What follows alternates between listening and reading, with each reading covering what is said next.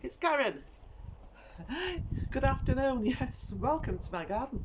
It's that time of the week again when members of the Caravan and the Motorhome Club, and anybody else that wants really, we're encouraging everybody to get into their caravans and their motorhomes and tents, but stay home, stay on the drive and stay at the safe distance from everybody else.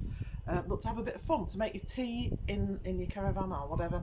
Ours is in storage, so we can't, but I make believe in the garden, and I'm just got the weather for it, haven't we? And this is so easy. I've already cooked one though.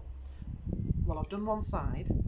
You know your hot dog sausages, cans or packs, I've already started. I thought, well, I'd thread them onto a skewer, a bit like you do when you go to the party and you have your cocktail sticks with cheese and pineapple and that. Well, I used pineapple cubes the other day on this, but I've run out, so I'm putting some tomatoes on. It doesn't matter what you do, but it's fast, instant really. And I made a glaze using runny honey. And if it makes a funny sound, well, excuse me. But this is mustard, any sort. I wouldn't advise English mustard. It's a bit up your nose, that one. And excuse me, and I've got my pasting brush that I use. The pastry brush.